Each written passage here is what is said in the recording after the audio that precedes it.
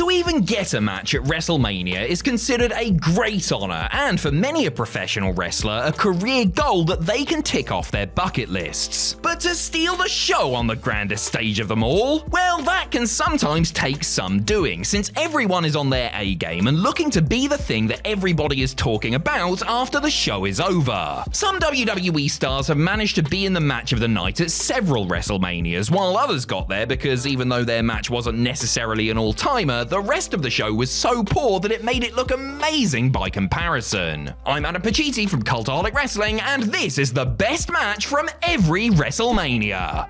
Join us! WrestleMania 40, Roman Reigns vs Cody Rhodes. We kick things off with Cody finally finishing the story as he collided with undisputed WWE Universal Champion Roman Reigns for their second consecutive WrestleMania main event. There had been some fantastic matches across the 2 nights of WrestleMania 40. Both women's world title matches, Seth Rollins vs Drew McIntyre and Gunther vs Sami Zayn, were all exceptional, but WWE really did save the very best for last. 1 year after the heartbreak of Mania 39, the American Nightmare had the odds stacked against him due to Roman and The Rock beating him and Rollins the night before, giving this match a Bloodline Rules stipulation. The match was a typically tense back and forth encounter with plenty of big moves and near falls before the first member of the Bloodline showed up. With Jimmy Uso's appearance, the match kicked into overdrive, his twin brother Jay emerging to take them both out with an insane spear off the ramp. Solo Sikoa was then neutralized by John Cena, but The Rock came out to take care of Big Match John. Rollins, clad in his Shield getup, was no match for the final boss, or Roman either actually, but the Dead Man popped up to take out his Attitude Era cohort. That left Rhodes and Reigns alone, a trifecta of Crossroads finally putting an end to the Tribal Chief's epic title reign and finishing Cody's story in the most cathartic of ways. WrestleMania 39, Gunther vs Sheamus vs Drew McIntyre. As WrestleMania has become a 2-night affair in recent years, the competition for best bout honors has become just that little bit fiercer. At WrestleMania 39, there was plenty to enjoy. Rhea Ripley's women's title triumph over Charlotte Flair, Sami Zayn and Kevin Owens beating the Usos for the tag belts, Roman Reigns retaining against Cody Rhodes. However, the creme de la creme was the hard-hitting Intercontinental title triple threat match from WrestleMania Sunday. The soon-to-be longest reigning IC champ in history put his title on the line against Sheamus and Drew McIntyre in what turned out to be an instant classic. Beating the hell out of each other for 16.5 bruising minutes, their ring general and the Celtic and Scottish Warriors let it all hang out in what may very well be the stiffest WWE match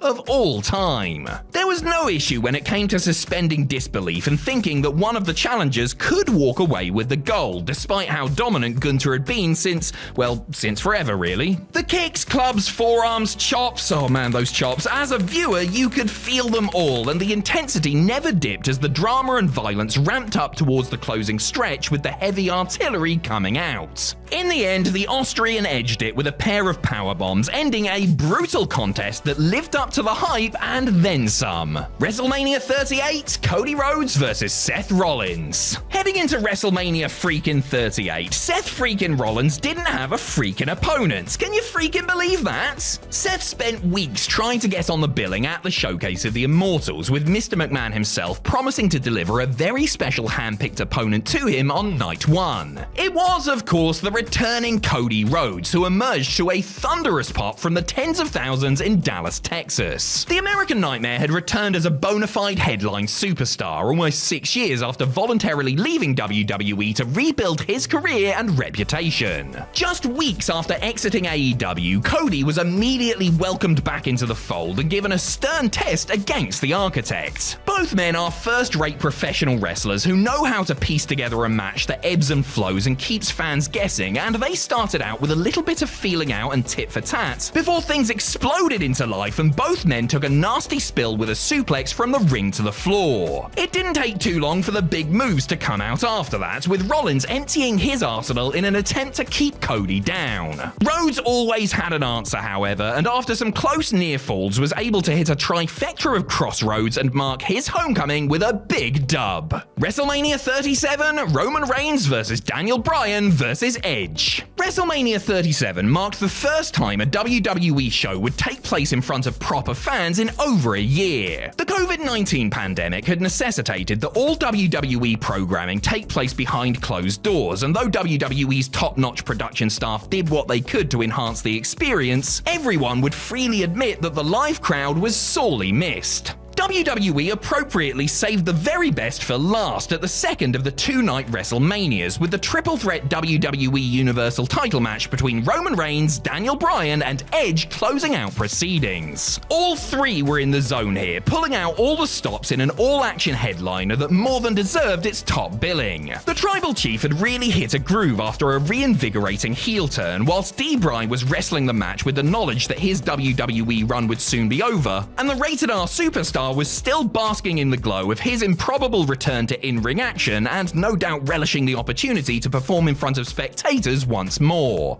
Featuring more twists and turns than a cheap garden hose and some tremendously creative spots, the end result was another dominant victory for Reigns, who stacked up the challenges on top of one another and pinned them both at the same time. WrestleMania 36, The Undertaker versus AJ Styles. AJ Styles was furious after Undertaker beat him in Saudi Arabia for the coveted two-week trophy at Super Showdown 2020. AJ saw Taker as a broken old man and vowed to end his career at WrestleMania in a boneyard match, whatever the hell that was. Fans were apprehensive as Taker's form had noticeably dipped and prayed he would be able to take on AJ in a competitive match. But then COVID happened and WWE were allowed to get creative. And so we got the boneyard match, a buried alive match with a little sprinkle of cinematic magic. Styles emerged from a hearse laughing his bloody arse off before Big Evil rocked up on his motorbike as the American badass version of his character. The two trash-talked and brawled in and around an old barn, the match a succession of well-choreographed set pieces. AJ got his shots in and battered Taker with the help of the Good Brothers, and it seemed like he was on the precipice of victory, but Taker came back strong and threw AJ off a roof. He then sent Gallows and Anderson to TNA before chucking Styles in the grave. Somehow AJ survived as if nothing had happened, and somehow WWE got away with offering us no explanation. Par for the course, really, innit? While the Firefly Funhouse match was cinematic insanity, the Boneyard match was cinematic wrestling and allowed an aging Undertaker to look like the dead man of old for one last ride. WrestleMania 35, Daniel Bryan versus Kofi Kingston. We all love Kofi Kingston. Whatever situation you put him in, he over-delivers, be it in Royal Rumbles, ladder matches, or his work in the tag division with the New Day. But after Randy Orton branded him stupid, we didn't think he would get another sniff at the main event. An injury to Mustafa Ali saw Kofi get a spot in the Elimination Chamber for Daniel Bryan's WWE Championship, and the WWE Universe decided it's Kofi's time. But like Bryan 5 years before him, WWE management didn't necessarily feel the same way, and the New Day had to move heaven and earth to get Kofi a title match at the Show of Shows. Bryan's work at this time with his pompous eco-warrior act was tremendous. He carried it into his matches too, taking Kofi lightly whilst also dishing out punishment. However, Kofi Mania was always destined to run wild, and as Kingston made his comeback, the live crowd and the superstars backstage started to believe. After several near misses, Kofi eventually caught Bryan with a Trouble in Paradise to finally become WWE Champion. A brilliantly paced match that lived up to the hype, the build, and the setting. And as Kofi lifted the WWE title with his sons and the New Day, it was a genuine feel-good moment and a WrestleMania moment that will live on forever. WrestleMania 34, Kurt Angle and Ronda Rousey versus Triple H and Stephanie McMahon. The transition from MMA to wrestling isn't always smooth, but Ronda Rousey took to the graps like a duck to water, surprising us all and putting in quite possibly the best shift from an outsider in WrestleMania history. Ronda had popped up at the Royal Rumble, dramatically pointed at a sign for ages, and signed with WWE. The Helmsleys soon poked their noses in, and Raw General Manager Kurt Angle revealed that they wanted to exploit Rousey for their own gain. This was also Angle's return to WrestleMania to ramp up the stakes further, and even though he had lost a step since his heyday, he and Triple H were still master storytellers and worked their way around any shortcomings to keep the crowd invested. Everyone was there for one reason though, to see Ronda dish out some punishment, and when she finally tagged in, the crowd erupted. It got even louder when Steph finally felt Rousey's wrath, as it's always nice to see the billion-dollar princess get her comeuppance. Then it was Triple H's turn as Rousey pummeled him too before Kurt Angle's greatest hits and Ronda snapping Steph's arm in half for the win. Was this the best debut in pro wrestling history? I can't think of many better. WrestleMania 33, Goldberg vs Brock Lesnar. What a difference 13 years make, eh? After stinking out Madison Square Garden in their dual swan song at WrestleMania 20, here we had Goldberg and Brock Lesnar putting on match of the night at WrestleMania 33. Yes, that's Brock Lesnar and let me just check my notes again. Yep, definitely Goldberg having the best match at WrestleMania. When Goldberg returned in 2016, he continually had Lesnar's number, squashing him at Survivor Series and throwing him out of the Rumble like it was nothing. Naturally, Brock wanted to settle the score. At Mania, the two powerhouses beat the hell out of each other, a fast-paced parade of spears, F5s, and suplexes. Really, it was like a video game button smash come to life, and it gave WrestleMania 33 a much-needed shot of adrenaline.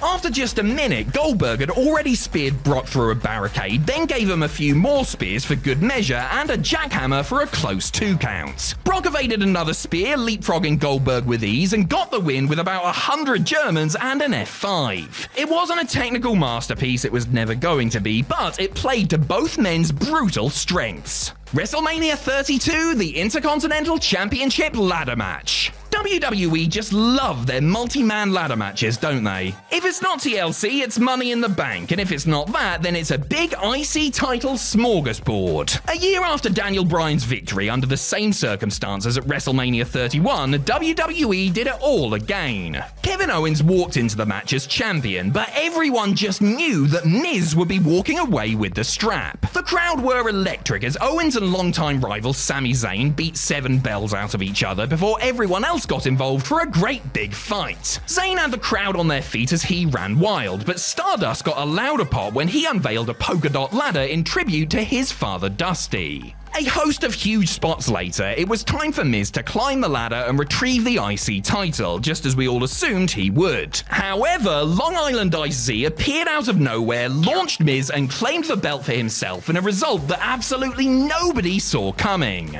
This was a proper feel-good WrestleMania moment because everybody liked Ryder and it was just nice to see luck go his way for once as the lifelong fan celebrated with his dad. I mean, he lost it to The Miz the very next night on Raw, but you cannot take this moment that came after a great match away from him. WrestleMania 31, Brock Lesnar vs Roman Reigns. The Roman Reigns Experiment, Take 1.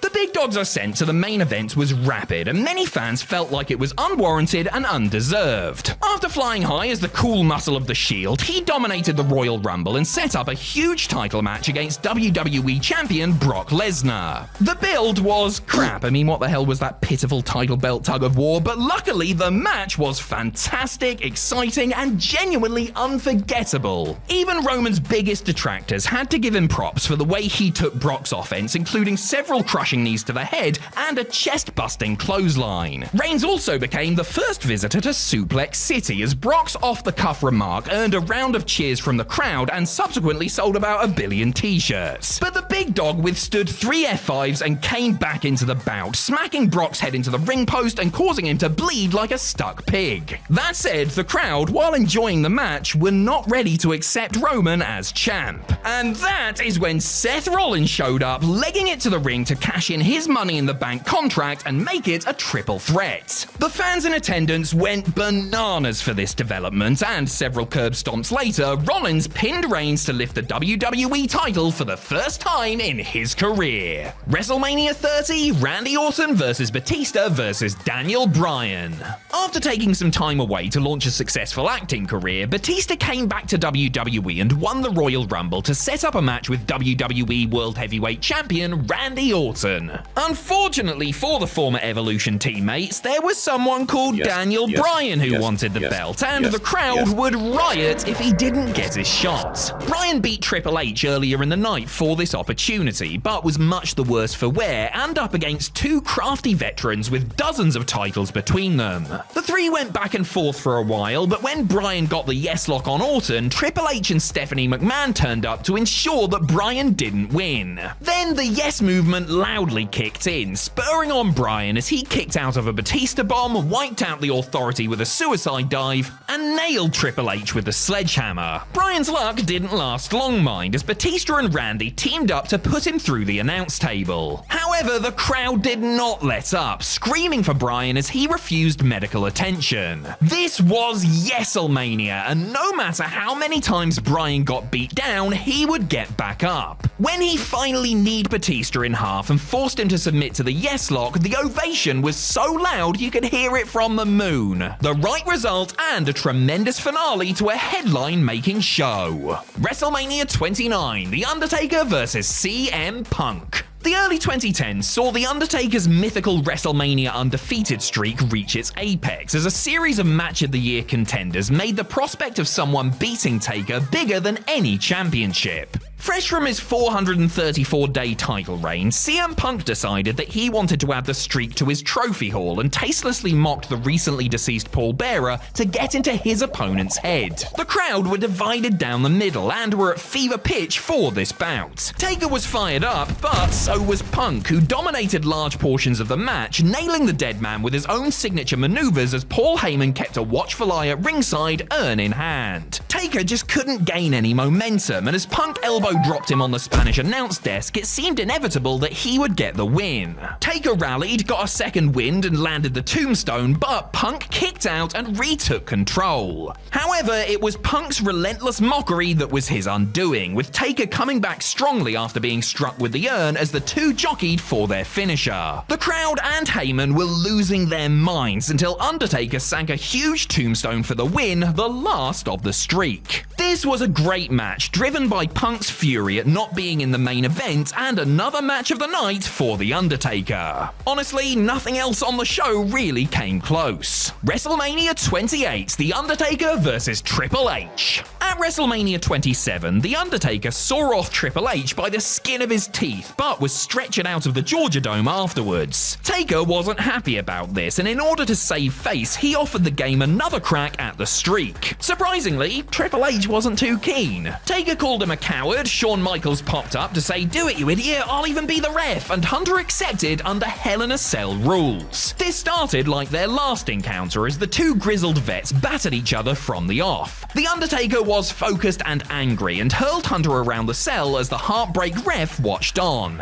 As Triple H took control with a barrage of chair shots, Michaels finally got involved, telling Triple H he was going too far, but the game wouldn't stop. HBK contemplated ending the match, but caught some offense from the dead man as well, as an enraged Undertaker came back with a vengeance. Chokeslams were dished out, but as Taker went for the tombstone, he ate a Sweet Chin Music and a pedigree, but still wouldn't stay down in one of the best false finishes you're ever going to see. Michaels sat in the corner looking a wreck as both men traded finishers. Hunter went for the sledgehammer, but Taker stood on it, and right then, Trips knew he was screwed. The dead man annihilated Hunter, hit another tombstone, and went 20-0. The Undertaker and Michaels helped a battered and bruised Triple H to the back and soaked in the applause from the thousands in attendance. It truly was the end of an era, if you ignore that rotten tag match in Saudi Arabia ever happened, which you should. WrestleMania 27, The Undertaker vs. Triple H. A year removed from The Undertaker retiring Shawn Michaels, don't worry, we'll get there, Triple H decided he would do what HBK they couldn't break the streak. Hunter and Taker silently nodded at a big sign in order to seal the deal, and the match was set. This was a fight between two grizzled old warhorses, and they demolished everything in sight, with Undertaker plummeting through Michael Cole's coal mine after about 30 seconds. Taker did his big dive and nearly hurt himself, but Triple H fired back with a double-A spinebuster through the announce desk. This was a proper knockdown, drag-out brawl, with both men kicking out of multiple finishes as the crowd response grew louder and louder. The Cerebral Assassin was a man possessed, wailing on Taker with chair shots after 3 pedigrees failed to put the dead man down.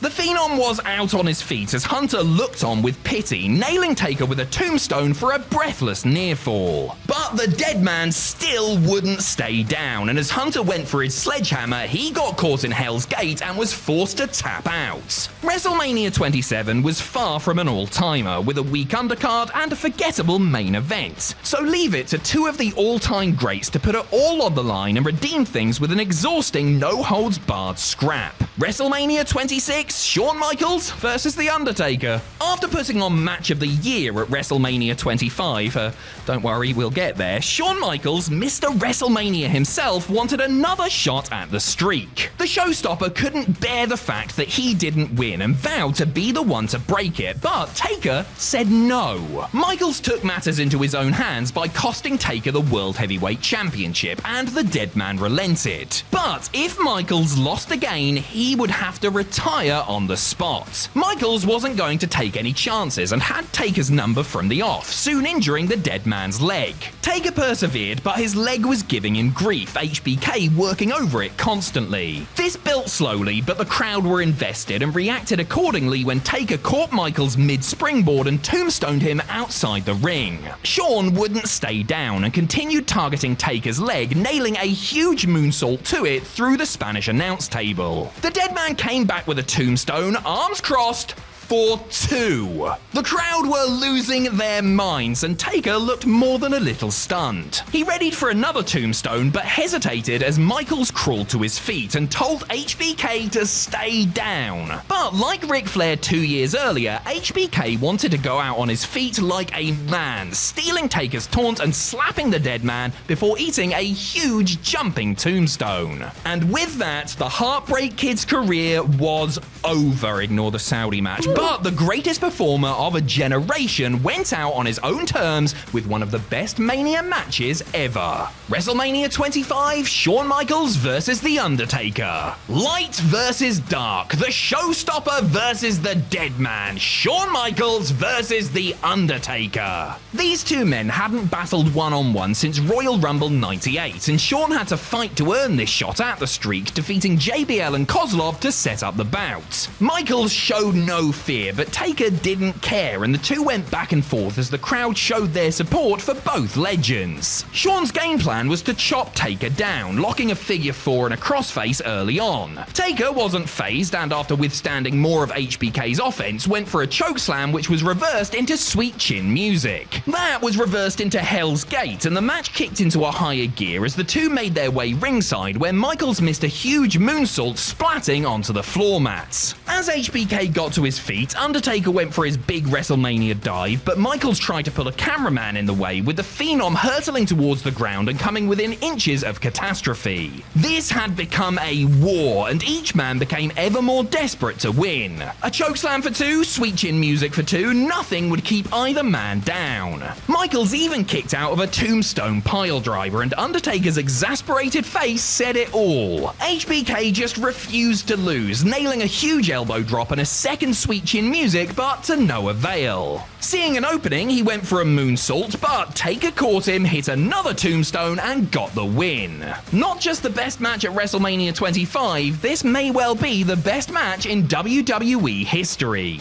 WrestleMania 24, Shawn Michaels versus Ric Flair. All good things must come to an end, and after 36 years in the wrestling business, Ric Flair was staring down the barrel of a gun. Not literally, of course, though that would have made a great angle. Vince McMahon Man decreed that the next match Flair lost would cost him his career, and after the Nature Boy got past the likes of Triple H, Randy Orton, and McMahon himself, he challenged Shawn Michaels to a match at WrestleMania 24. HBK was hesitant to accept, but Flair told him it would be an honor to retire at the hands of Mr. WrestleMania. Flair and Michaels put on a straight wrestling match, with Flair counter-wrestling HBK like he was in his 1980s prime. The fans wooed excitedly all match long as both men put everything on the line and Slick Rick rolled back the years. Michaels got control and went for sweet chin music, but couldn't pull the trigger, again metaphorically, allowing Nate to get the figure 4. Michaels escaped and wouldn't make the same mistake twice, soon connecting with another kick for 2. A second sweet chin music later, and Flair slowly rose to his feet, still just about looking for a fight. And then in one of the most iconic moments ever, Michaels said something like, "I'm horny, I'll rub you, I'm not a lip reader," and duly ended Flair's WWE career. And really, he couldn't have asked for a more perfect send-off. Just forget everything that happened after.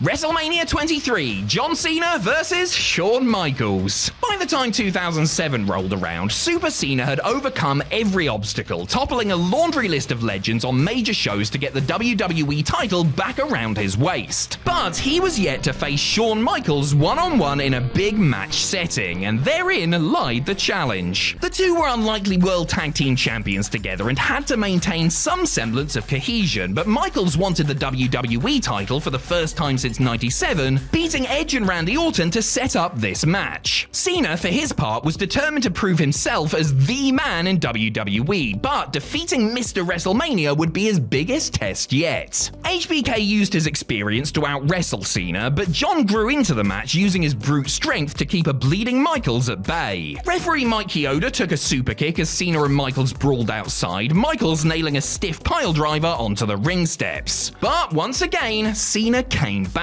The two were desperate to land their respective finishes and went into a gorgeous nail-biting counter-wrestling sequence, sweet chin music connected, but again Cena came back and HBK ended up tapping to the STFU. We've said time and time again that the Cena can't wrestle argument is nonsense, and even though Michaels was leading this particular dance, it certainly takes two to tango. Battle of the Billionaires had all the pizzazz, Undertaker vs Batista was a sleeper, but this was simply the best match at WrestleMania 23. WrestleMania 22, Edge vs Mick Foley. Both Edge and Mick Foley felt like they had something to prove heading into WrestleMania 22. The Rated R superstar wanted to show the fans and the top brass that he had what it took to be a proper headliner after a short WWE title reign a couple of months prior. The hardcore legend, meanwhile, had enjoyed an exemplary career but had never had a true WrestleMania moment of his own. Well, both men certainly proved their points on this night in Chicago, as Edge worked this hardcore match like a main eventer and Foley stole the show, having one of the best and most memorable matches of his post-full-time career. They went hot and heavy from the get-go, introducing the plunder almost instantly. This wasn't just some garbage brawl, of course, as the two pros escalated the violence and put a new spin on some well-worn spots. Both men took their lumps, as too did Lita, very much an active participant in the mayhem while stationed at ringside. Barbed wire was also very much a character here, cutting both men up in grisly fashion. After about 14 minutes of this carnage, Foley went for it all by dousing a table with lighter fluid, but Lita's interference scuppered his plans, and after she had lit the match, her fella put Mrs. Foley's baby boy through a flaming table with a spear off the apron. Yep, that'll do it. WrestleMania 21, Shawn Michaels versus Kurt Angle. Kurt Angle and Shawn Michaels are, of course, two of the greatest in-ring performers of all time. No matter the situation or the opponent, they could put on a match of the night contender without breaking a sweat. But they never crossed paths until the 2005 Royal Rumble. Michaels eliminated Angle instantly, but Kurt snapped, threw Michaels out, and beat the living piss out of him. Sexy Kurt set out on a mission to prove that he was better than Shawn, attacking HBK's former allies Marty Jannetty and Sherry Martel before facing Michaels at WrestleMania 21. For all of Kurt's determination, it was Shawn who started the bout strongly, beating Angle at his own game with mat wrestling. The two ended up outside, and Angle got the advantage with an Angle slam into the ring post, injuring the Boy Toy's historically bad back. Angle was relentless in targeting the back and toyed with the showstopper. HBK came back into it but couldn't connect with Sweet Chin Music as Kurt turned it into a nasty ankle lock.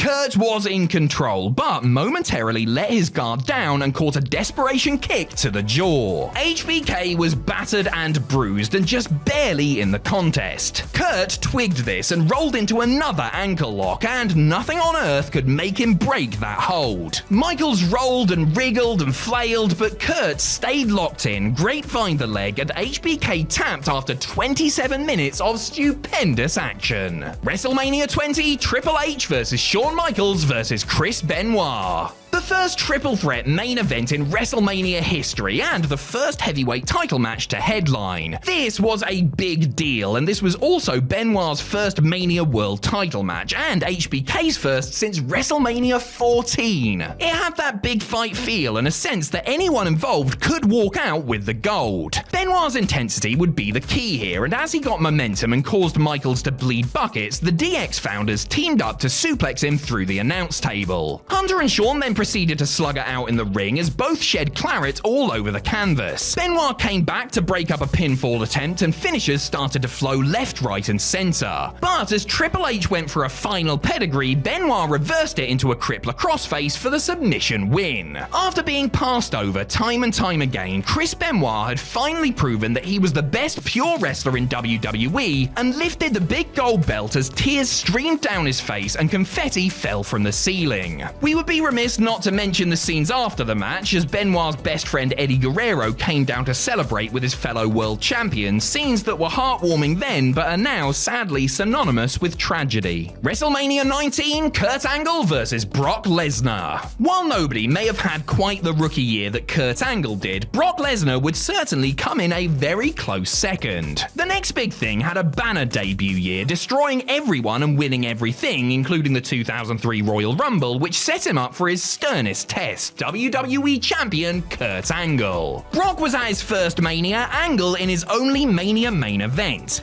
If Kurt got DQ'd or counted out, he would lose the belt, so we were set for a pure wrestling match of the highest caliber. Behind the scenes, the Olympic hero's broken neck meant that there was a genuine possibility that a wrong bump could end his career for good. But even with that knowledge, neither man held back. The two suplexed each other to hell and back, neither being able to dominate proceedings. Angle had soon had enough and nailed the Angle Slam for 2, Brock being the first person to ever kick out of it, according to Michael Cole anyway. Brock fired back with an F5, also for 2, Angle being the first to kick out of that. Brock came back with another F5, then realized that he needed something special to put his foe away, sailing through the air with a shooting star press and landing sickeningly on his head. Both men recovered, thankfully, and the next big thing sank a third improvisational F5 for the win and his second WWE title. A truly excellent professional wrestling match. Not even the frightening botch at the end could stop it from beating out stern competition from Jericho vs. Michaels and Rock Austin 3.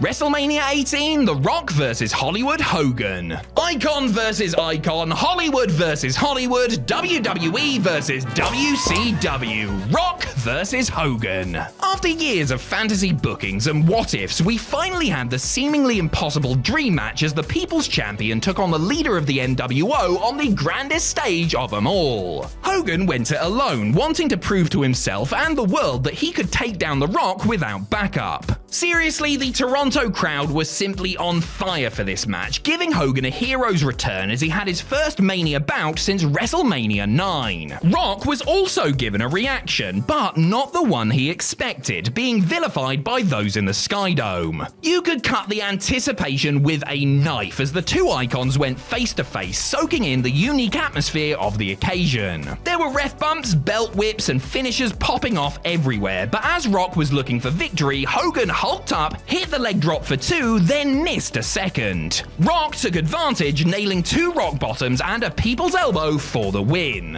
A once-in-a-lifetime collision and a match full of spectacle, all made better by an incredible crowd. This was sports entertainment at its best, and one hell of a performance from 2 industry titans. The true main event of the show, there was no way Chris Jericho and Triple H could hope to top it. WrestleMania X7, The Rock vs. Steve Austin. Just one more fight and I'll be history. Oh, call me R.L. Stein because I just gave myself goosebumps. Or maybe those were douche chills. Anyway, Steve Austin won the Royal Rumble for the 3rd time and was determined to beat The Rock for the title, with respect giving way to animosity in the build to the match. As the bell rang, Austin was all over The Rock as the two wasted little time in laying in some stiff shots. Stone Cold was working more aggressively than usual and soon busted The Rock open with the ring bell. Rock was taking a beating but made his comeback to a chorus of boos, busting Austin open on an exposed turnbuckle. Their battle was bloody and furious as both men became more and more desperate to seal the win. The Rock hit a stunner, Austin kicked out, and Vince McMahon made his way to ringside. Rock had it all but won with the people's elbow, but Vince broke up the pin, then hit Rock with a chair. The Texas Rattlesnake then nailed Rock with a rock bottom and a stunner, but Rock would not throw in the towel. A truly possessed Stone Cold then rained down chair shot after chair shot on poor Dwayne. He got the win and the title, and then, in an unthinkable move, shook hands with his greatest enemy. Steve Austin had sold his soul to the devil. History has shown that it wasn't the right choice, but as a moment it was incredible and signaled the end of WWE's hottest ever period. The Attitude Era was all but done. WCW and ECW were dead. WrestleMania X7 was the pinnacle of WWE's popularity, and its 2 biggest attractions knocked it out of the park yet again. WrestleMania 2000, the Dudley Boys vs. the Hardy Boys vs. Edge and Christian. WrestleMania 2000 was a curious show that suffered from WWE trying to get absolutely everybody onto the card. I mean, there was only 1 singles match out of 9, and that was a cat fight between Terry Runnels and the Cat. But hey, at least 3 young tag teams went out there and enhanced their legacies and earned their spots. The Hardys were embroiled in a feud with the Dudley Boys over the tag team titles. Edge and Christian got involved too, so it was decided that the 3 teams would settle their differences in the first ever triangle ladder match. This was frenetic from the off and refreshingly avoided the WWE cliche of everybody lie outside the ring while 2 wrestlers scrap inside. Seriously, we had seen nothing like this before, and there were ladders and broken bodies everywhere, by God. With people flying off rungs left and right, Bubba and Devon decided it wasn't quite crazy enough and got the tables. Not that this bothered Jeff Hardy, who hit a huge swanton bomb onto Bubba Ray from a ladder the size of the Eiffel Tower. With everyone suffering, Matt Hardy climbed for the belts but didn't see Edge and Christian creeping up behind him to send him through a table and claim the victory. Yes, we are used to a lot of these spots now, but at the time this was a seriously unique match and the crowd was simply blown away. It was innovative, entertaining, and would somehow be bettered a year later, but on this night it was the absolute best thing on offer. WrestleMania 15, The Rock vs. Steve Austin. WrestleMania 15 is a curious show in that it was a full-on Russo-fied Attitude Era production that, truth be told, hasn't aged all that well. Except for one match, that is. The first WrestleMania match between Steve Austin and The Rock was an overbooked mess, but it worked perfectly and the bulk of the action still holds up. Fans didn't want a well-worked, nicely paced technical affair. They wanted Austin opening up cans of whoop-ass and Vince McMahon getting his comeuppance. And that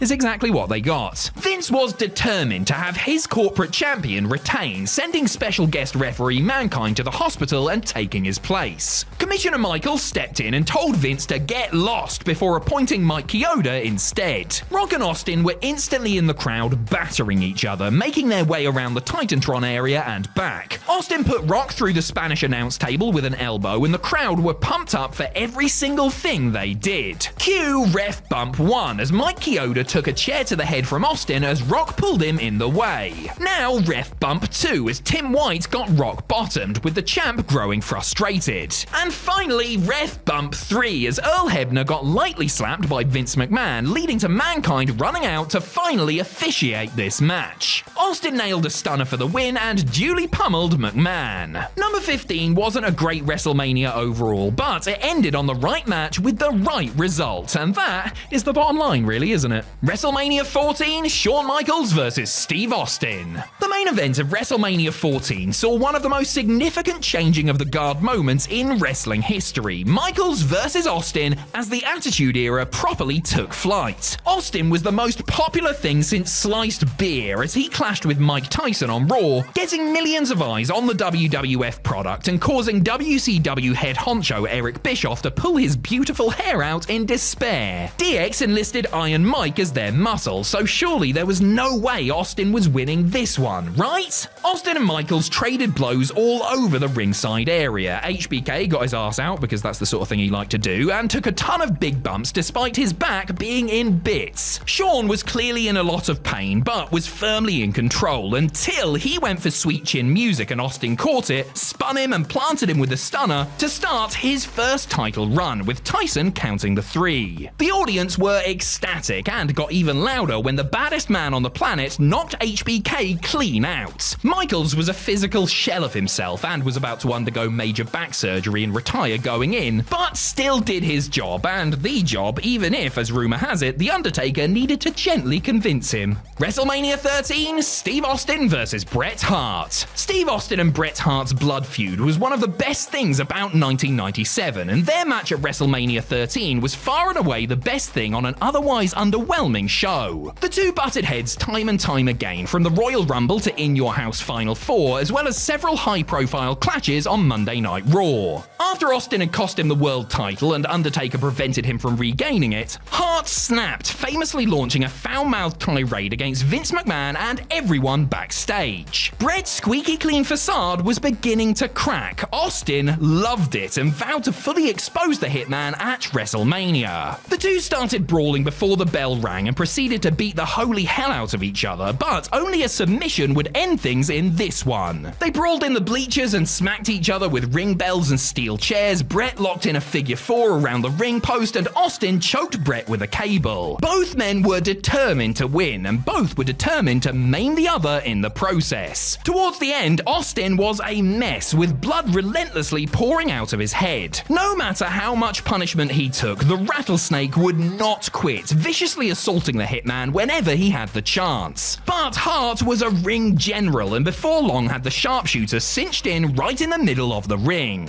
With claret dripping through his teeth, Austin passed out, but crucially, he didn't submit. Hart had won, but continued his assault as the crowd booed and referee Ken Shamrock threw him to one side. Bret was now public enemy number 1, while Stone Cold was on the path to superstardom, making this the greatest double turn in wrestling history to cap off one of Mania's greatest ever matches. WrestleMania 12, Bret Hart versus Shawn Michaels. 1995 was not kind to Shawn Michaels. He failed to beat WWF champ Diesel at Mania 11 and got jumped by 1 or 3 or was it 25 Marines in that lamentable incident in Syracuse. 1996, though, would prove to be his year. After winning the Royal Rumble, Michaels was determined to finally land the big one and make his boyhood dream come true, challenging world champ Bret Hart at WrestleMania. Not just that, but it would be a 1-hour Iron Man match, the first televised one in WWE history. This was the story of two wrestlers at the peak of their powers gearing up for the match of their lives. It also featured a clash of styles that complemented each other. Flashy Shawn ziplined to the ring, all bells and whistles, while the excellence of execution simply walked out ready for the long night ahead of him. This may be the most polarizing match in WrestleMania history, with both men enjoying spells of control over the course of the following hour, but gaining no actual falls. As time ticked down, the match became more frantic as the crowd willed both men on to seal the deal. With 30 seconds to go, Bret locked in the sharpshooter, but Shawn held held on as the time ran out. On-screen president Gorilla Monsoon decided it would go to sudden death overtime. Michaels was out on his feet, but finally nailed Sweet Chin Music to win his first world title. A Herculean effort from both men, this finally put Shawn on top of the mountain. Some love it, others loathe it, but it's the best thing at WrestleMania 12, and even the haters must applaud the effort, if not the execution. WrestleMania 11, Diesel vs. Shawn Michaels. Two dudes with attitudes explode as Diesel and Shawn square off for the world title. Diesel was Vince's shiny new toy and was in the middle of quite the underwhelming world title run. Shawn had binned him off and picked up Sid as his new muscle as the former friends battled over championship gold and the affections of Pamela Anderson.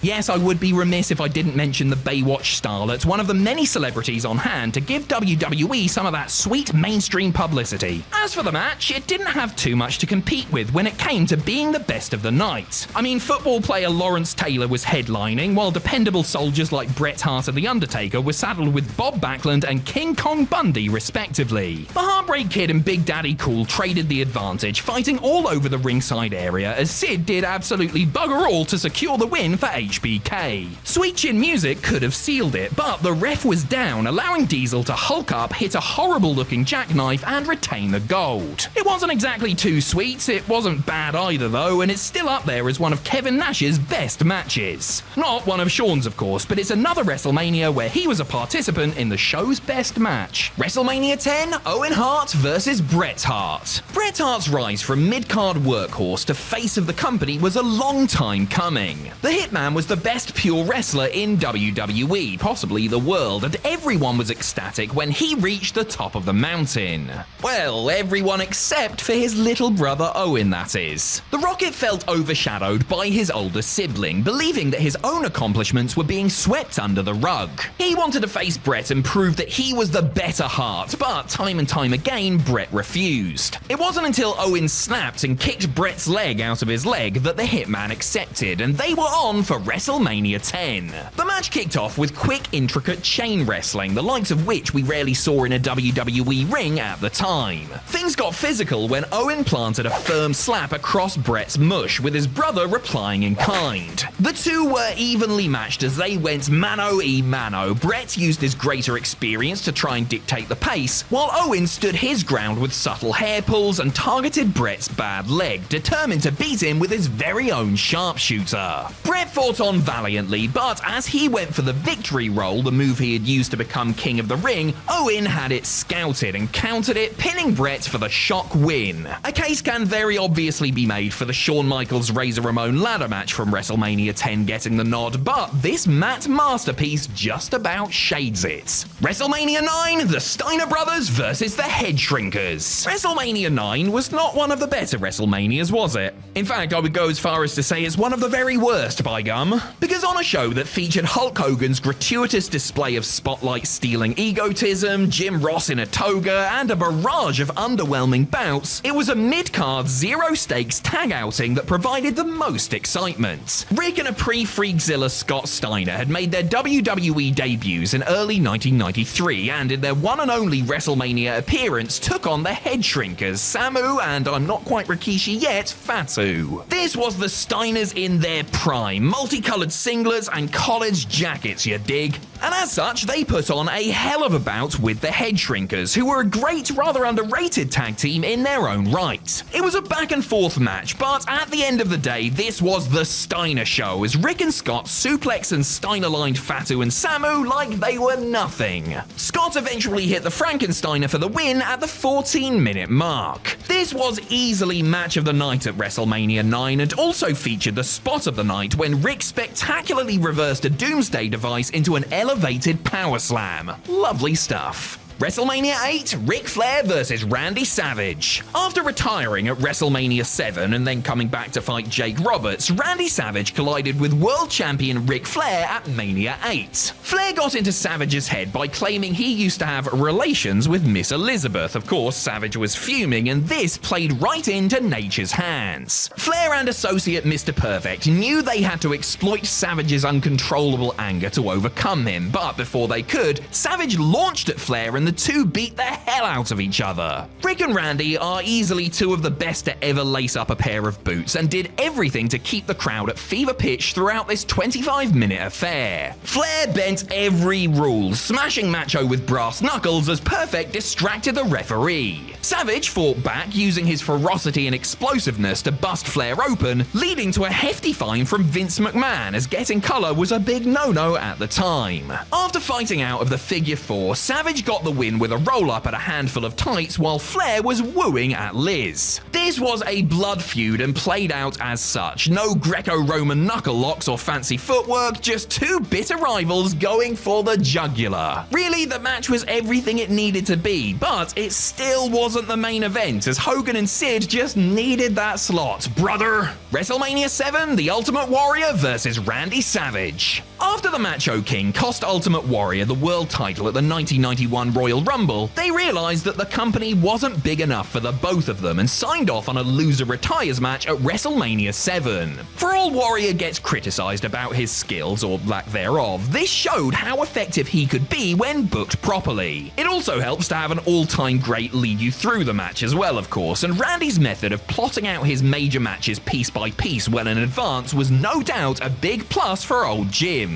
Savage and Queen Sherry did everything they could to win, but Warrior fought on valiantly, withstanding 5 elbow drops from Savage after a grueling fight. In the end, the might of the Warrior was just too much for the Macho Man, who was forced to retire after the crushing loss. Sherry was enraged and kicked the crap out of a downed Savage. Miss Elizabeth then ran in from the crowd to a huge reaction to make the save, and we were given one of the most iconic moments in wrestling history as Savage and Liz reunited after 2 years apart. It's absolutely fine to cry. Warrior was great, but this was Savage's match. From his performance in ring, how good he made Warrior look, and the iconic aftermath, this is one of Randy's greatest triumphs. Ooh yeah, dig it! WrestleMania 6, Hulk Hogan versus The Ultimate Warrior. What's this? The Ultimate Warrior was in back-to-back WrestleMania matches of the night, but I thought he was irredeemably terrible or something. Again, it probably helped that he had such a strong character and great worker to play off, but respect where it's due. The company's two biggest babyfaces were on a collision course as WWF Champion and Intercontinental Champion put it all on the line at WrestleMania 6. This was the first time WWE had put on a babyface versus babyface match in the WrestleMania main event, but the gamble more than paid off. This was a certified dream match at the time, building from the Royal Rumble with all the wonderfully nonsensical promos you could wish for. The stakes were high, the anticipation even higher. To be fair, Hogan and Warrior didn't really do much in the way of moves in this match, but they didn't have to. The crowd went wild for every little thing as these two living cartoon characters shoved, grunted, and clubbed each other about the place. Hogan and Warrior looked strong and were evenly matched, with both men enjoying periods of dominance. Hogan eventually hulked up, went for the leg drop, but missed. Warrior hit the splash and became the first ever double world and IC champion. Work rate, schmirk rate. This was a masterclass in storytelling and demonstrated how the little things can make a wrestling match much more engaging than a triple moonsault can. When the characters are strong, the performers know their characters, and the fans are properly invested in the outcome. WrestleMania 5, Randy Savage versus Hulk Hogan. The mega powers explode as Hulk Hogan and Randy Savage clash for the gold. My God, I am so pumped up right now. One of the greatest builds in wrestling history finally paid off after the best part of a year as former BFFs Randy Savage and Hulk Hogan went one-on-one for the industry's richest prize. Things between the two men had gone sour when paranoid Randy thought Hulk had desires on Elizabeth, trashing a doctor's room in rage. Liz had basically had enough and stayed out of things, saying that she would be neutral for the match. The crowd were at fever pitch as the two biggest names in WWE went face to face. Savage played to his strengths, running around like a manic chicken, antagonizing Hogan and using Liz as a human shield. Hogan did his usual Hogan shtick and the two brawled all over the ringside area. With Savage in control, Liz went to her man, but Randy rejected and manhandled her as she was escorted to the back. The crowd wanted Savage's blood as it looked like he was going to pull out the win. win. However, Hogan kicked out of the big elbow drop at 1.5, hulked up and, well, you know the rest. A predictable outcome perhaps, but this was still a sensational way to blow off an utterly compelling feud and the most interesting thing on a 14 match card. WrestleMania 4, Randy Savage vs. Ted DiBiase. WrestleMania 4 is, shall we say, an acquired taste. Centered around a massive tournament to crown a new world champion after the title was declared vacant, most of the matches were rushed and uninspired. It all came down to Savage versus the $1 Million Man, with both men vying for their first world title win. Thankfully, the night ended on a high as the two pros put on their best performances of the show, making up for fans having to sit through so much dreck. Well, almost. As this was Macho's fourth match of the night and DiBiase's third, the odds were stacked against Savage, especially as Ted had Andre the Giant in his corner. That didn't stop Randy changing into his fourth outfit of the night though. What a showman. This went how you would expect it would, with the always fantastic Macho Man and $1 Million Man working well together and the threat of Andre being a thorn in Savage's side. Sadly, the crowd chanted Hogan at times, meaning that the entirety of New Jersey is cancelled. I'm sorry, but I don't make the rules. After a boatload of interference, the crowd got their wish as Liz brought the Hulkster out to even the score and Savage nailed the elbow drop for the win. Now let us never speak of WrestleMania 4 again. WrestleMania 3, Randy Savage vs. Ricky Steamboat. Randy Savage was perhaps at his very best as Intercontinental Champion. Cruel and crazed, Savage did whatever he could to keep his hands on the title, including crushing #1 contender Ricky Steamboat's larynx with the ring bell. But Steamboat was made of sterner stuff, and when he returned, the match was set for WrestleMania 3, Savage vs. Steamboat with the IC title on the line. The crowd were well behind Steamboat, the perfect babyface who wouldn't say die in the face of Macho's nefarious ways, as commentators Gorilla Monsoon and Jesse Ventura expertly talked up the rivalry. Savage was at his manic best, aiming to re-injure Steamboat's throat and keep his hands on the gold. As a result, Steamboat worked more aggressively than usual, throwing brawling into the mix alongside his usual crisp offense. The Dragon eventually got control and the crowd went bonkers as he scored several near falls. Savage resorted to desperation, grabbing the ring bell as the ref was down, only for George the Animal Steel to steal it back and throw Savage from the top rope. After so much drama, Steamboat went on to get the win after countering a scoop slam into a small package. WWE audiences had never seen anything like this before, and it was heralded immediately as an instant classic, especially in an era where WrestleMania was more about spectacle than straight-up work rate. This was two of the greatest at their absolute best, and almost 40 years later, it still stands up as a masterpiece. WrestleMania 2, the Dream Team versus the British Bulldogs. WrestleMania 2 was an interesting experiment that didn't quite work. With 3 separate cards coming from 3 separate venues, New York, Chicago, and LA, it was less than the sum of its parts as most of the 16 matches were short and bad. The main attractions in New York and LA were far from captivating, with the Mr. T and Roddy Piper boxing match being a huge disappointment, and the world title cage match between Hulk Hogan and King Kong Bundy being your average Hogan takes on a giant outing. At least fans in Chicago got some thrilling in-ring action though, as that portion's main event saw the British Bulldogs take on Greg the Hammer Valentine and Brutus Beefcake, aka the Dream Team.